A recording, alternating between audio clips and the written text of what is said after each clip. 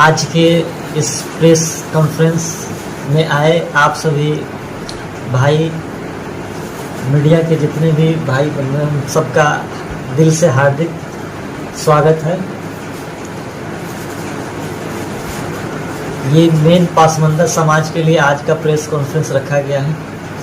हमें हाल ही में पासमंदा समाज का महासचिव बनाया गया है, राष्ट्रीय महासचिव। उसके उपलक्ष्य में इतनी बड़ी जिम्मेदारी दिया गया, जिसके लिए हम पासमंदा समाज के राष्ट्रीय अध्यक्ष शाकिर साहब को और महासचिव श्री शमीम अहमद साहब का दिल से हार्दिक स्वागत अभिनंदन करते हैं। साथ में इस आज के प्रेस कॉन्फ्रेंस करने का मेन उद्देश्य ये है कि हमारे समाज में आज तक हिंदुस्तान की आज़ादी हो गई, लेकिन आज तक मुसलमानों की आज़ादी नहीं मिली।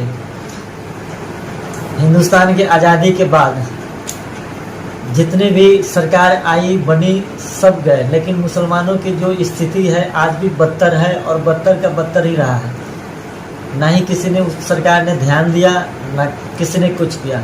अभी हाल के दिनों में हमारे माननीय प्रधानमंत्री श्री नरेंद्र मोदी जी ने इस मुद्दे को उठाया था कि पासमंदा समाज जो है इंडिया का सबसे पिछड़ा हुआ अभी माना जा रहा है और पिछड़ा हुआ है।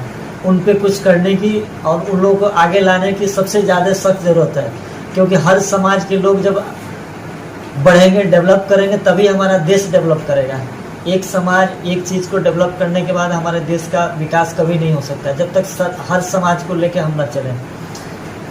तो हमें हर पार्टियों से और हर लोगों से मांग है कि पासमंदा समाज में की हिस्सेदारी अभी बिहार के इलेक्शन में कितना कौन सी पार्टी दे रही है। यहाँ पे जातिगत जनगणना कराया गया, सबसे पहला जातिगत जनगणना हुआ बिहार में कराया गया वहाँ पे, और ये बोला गया कि जिसकी जितने हिस्सेदारी उतनी भागीदारी। तो बिहार में जातिगत जनगणना के हिसाब से टोटल सीट बनता है 48 से 50 सीट मुसलमानों के पॉपुलेशन के हिसाब से, और उसमें भी अगर पासमंदा का देखा जाए तो 60% से ज़्यादा पासमंदा है यहाँ पे जनसंख्या के। अभी बिहार गवर्नमेंट की जनसंख्या जो जनगणना हुई जातिगत उसके हिसाब से यहाँ पे कम से कम 30 सीट जो है पासमंदा समाज को मिलना चाहिए। तो सारी पार्टियों से ये है कि पासमंदा समाज को वो लोग कितनी सीटें दे रहा है और कितनी भागीदारी दे रहा है।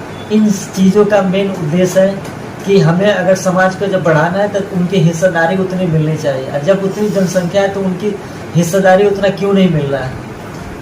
शुरू से देखा गया अभी तक सब लोग लोग जो है, कुछ पार्टियां हैं जो सिर्फ अपना वोट बैंक समझती हैं, मुस्लिम को या पासमंदा के वोट बैंक है, हम उनकी वोटें चाहिए लेकिन उनका हिस्सेदारी नहीं देंगे।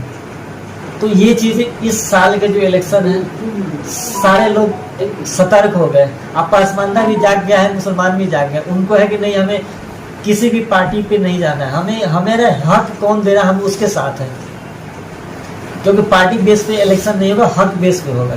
क्योंकि हमें जो पार्टियां अगर पासमंदा को हक देगा, उनके हक के हिसाब से, उनकी जनसंख्या के हिसाब से उनको हक और हुकूक मिलेगा, उनके साथ पासमंदा समाज है। किसी पार्टी की नहीं, अगर कोई पार्टी समझे कि मेरा बंधा हुआ है हमें तो मिलेगा ही, ये चीज़ें इस साल नहीं चलेगी। इन सब चीज़ों की डिमांड है। और फिर भी हम अभी आप लोग आए और आप लोगों को हार्दिक स्वागत है। और ये है मानना है कि जो भी जनता है और आजकल के जो भी पासमंदा है सब जाग गए हैं, और कोई पार्टी चाहे और पार्टी विशेष पर या वैसे कि ऐसे ही किसी को हम लोग बेवकूफ़ बना दें चाहे वैसे बनाते रहें, वैसा नहीं चलेगा।